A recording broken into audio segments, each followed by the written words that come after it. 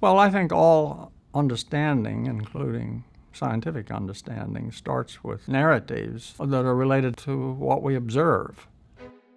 People look out on the heavens and they're astonished. You see the beauty of the world around us, and then become aware that a lot of that beauty is orderly. There's a huge amount of order in the universe. That order is all driven by forces that are not visible. For example, you see that in Adam Smith's first book, The Theory of Moral Sentiments. He's concerned with how come there's so much order among neighbors in neighborhoods. And so he writes a whole book on that with a lot of really interesting propositions. And those propositions can be tested in the context of experiments. And every enterprise is an experiment. Uber and Lyft is a story about both buyers and sellers learn more and more about this new arrangement. I'm Vernon Smith. I'm a professor at Chapman University. I do experiments for a living. A lot of our experiments are concerned with the design of new kinds of markets, moving away from government ownership of those industries to forms of organization that were based upon markets and prices. I was a member of the Young People's Socialist League about age 15 or 16. I grew up in a socialist family. I became aware that the American socialist dedication to First Amendment rights, somehow that didn't extend to the economic sphere. Experimental economics came about because we had a device that we could learn from, and we could learn stuff that we didn't think anyone could know. My first experiment was a market experiment. It was a class, and I had 22 people. I made 11 of them buyers and 11 of them sellers, and I gave the 11 buyers each a value. And I said, okay, you're going to trade something and this is what it's worth to you. I'll pay you the difference between that number I've written on your card and the price you pay for it from some seller in the room. So you get the difference between the price you pay and this value. And the sellers owned a unit, and it had a value to them, and so it paid them to sell it if they could get more than that value to them. So it's like a cost.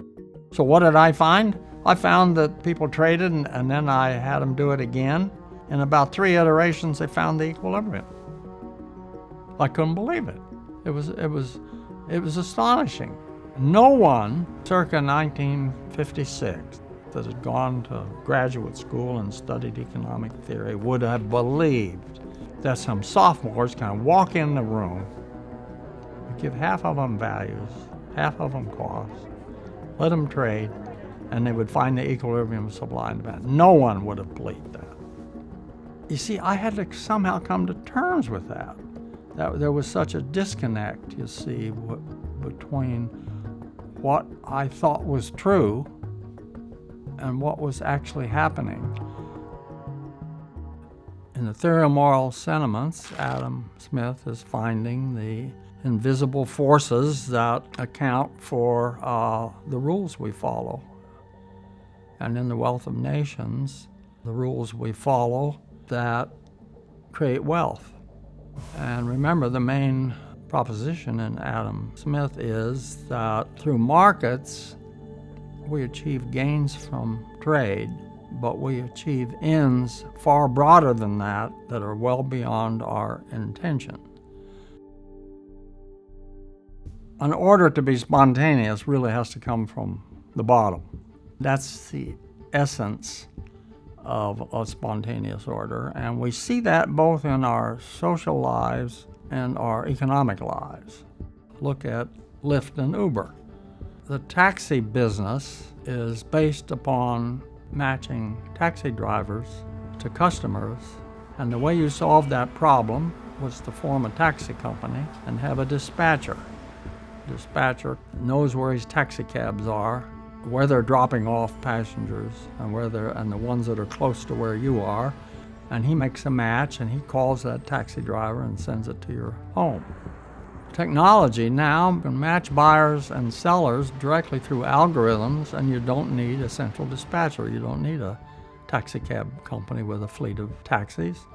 See, this is a beautiful example of innovation that greatly lowered the cost of transacting information.